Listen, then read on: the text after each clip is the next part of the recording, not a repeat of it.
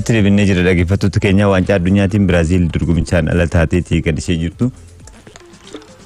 Kan alatti immoo England kaleessa injifatteetii kan ishee jirtu kan odeeffannoo Biraazil irraa ka'uudhaaf Biraazil shaampiyoonii addunyaa waggaa yeroo shaniiti biyyattiin keessattuu Kaarloo Anchilootiin erga leenjii eegaltee as leenjisaa kilabichaa garichaa gochuudhaanis Kaarloo Anchilootii yeroo qacaranitti waggaa 24 booda Neymaris akkasumas Bruno Gomes fa'aa kan hammateedha Martinelli faallee garee hammateedha haa ta'u malee malli isaanii jalaa gufateetii kan jiru kaleessa Norweyin injifatamuudhaan dorgomichaan ala taatee jirti Biraazil kaleessa 2-1 injifatanii gara marsaa itti aanutti darbaniitii kan isaan jiran jechuudha.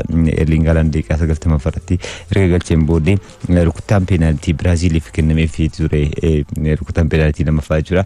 Yeroo kanatti garuu Neymar jijjiiramee kan seene Neymar jechuudha. Goolii galcheetii kan jiru waancaa addunyaa kanarratti goolii tokko Neymar galfachuudhaaf carroomeetii kan jiru rukuttaa peenaaltiin kanaan goolii galcheen Biraazil 2-1 durfamaatii kan turte daqiiqaa dabalataa keessatti jechuudha 90 xumurame.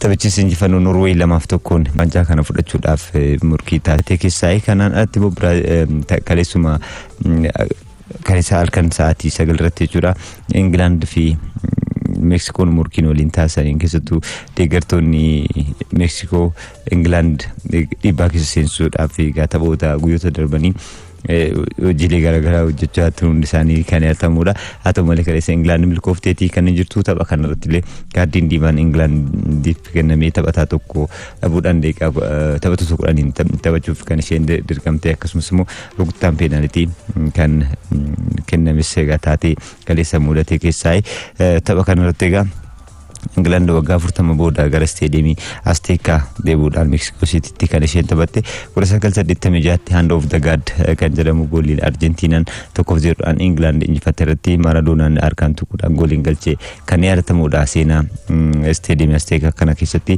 Englandun yeroo hunda yaadatan keessaa kaleessa stadiumii kanatti injifachuudhaan milkaa'aniitii kan isaan jiran. Tapha kaleessaa kanarratti Jude Bellingham goolii 2 galcheetii jira. Daqiiqaa 2 keessatti goolii 2 kan inni galchee yookaan immoo sakandii 98 keessatti goolii 2 galcheen England milkoofteetii jirti. Harry Kane rukuttaa peenaaltiin goolii 1 galcheetii kan inni jiru. Harry Kane King deliver jedhanii isaan Harry Kane egaa ammas gumaachi biyya isaatiif taasisaa jiru itti fufeetii kan inni jiru.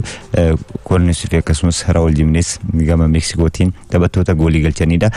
Kwaansaan daqiiqaa 54 irratti gama Englandiin Jared Kwaansaan jechuudha kaardii diimaan dirree baheetii kan inni jiru. Erga 2006 kaardii diimaan taphataan England waancaa addunyaatiin dorgomichaan ala taphicha irratti waancaa kaardii diimaan dirree bahee ta'eetii kan inni jiru. Egaa man kenname sunis kan kennisiisu hin turre yaada jedhudha kan isaan kennan jechuudha.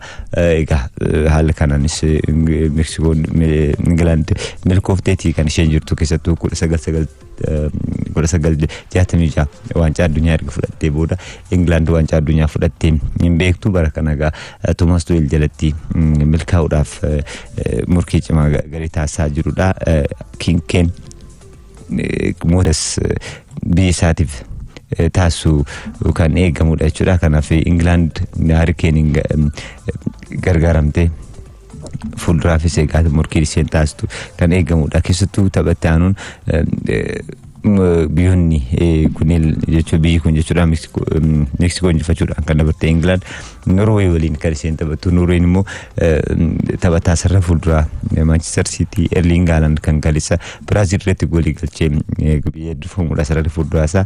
Kanaaf England ittisni ishee Erling Haalandidhaan ni dhaabamu kan jedhu taphatti aanuun kan eegamudha jechuudha. Kanarratti immoo odeeffannoo gaggabaaboo birootti osoo hin darbin dura har'a waancaa addunyaatiin taphoonni itti fufuudhaan ni taphatamu. Keessattuu har'a USA Belgium waliin halkan sa'a 9tti murkiin isaan taasisan tapha waancaa addunyaa har'a eegamu keessaa. Kanarratti immoo halkan sa'aatii 4 irratti Portugal Spain waliin murkiin taasisanis murkii cimaa fi murkii eegamudha jechuudha.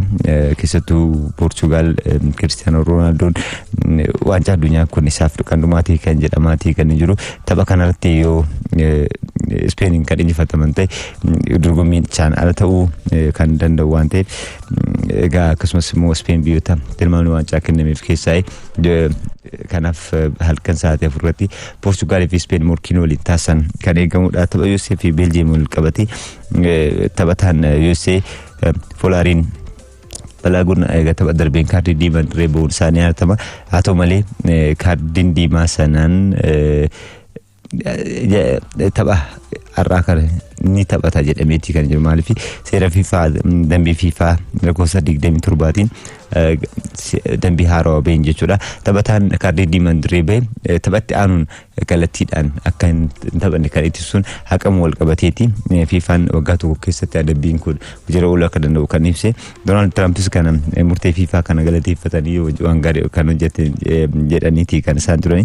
Haa ta'u malee federeeshiniin kubbaa miilaa Belgium immoo murtee kanaan ajaa'ibsiifamuudha kan inni dubbate jechuudha. Kanaaf Balaguun tapharra UCL Belgium waliin taphattuuf akka taphatu kan himamaati jiru. Odeeffannoo gaggabaaboo birootiin Real Madrid damee Netherlands Denzel Dumfries mallatteessifateeti kan jiru. Taphataan kun egaa hanga waliigaltee waggaa fudhatiin kilabichatti akka dabalameedha kan himame jechuudha. Kana irratti Newcastle paawundii miliyoona 43 ture Buzama ture taphata sadarkaa kan inni fudhatillee kan himamaati jiru jechuudha. Odeeffannoo ispoortii ammaaf kumanne kanneen fakkaatu qophiileen afanitti turmaata gaarii.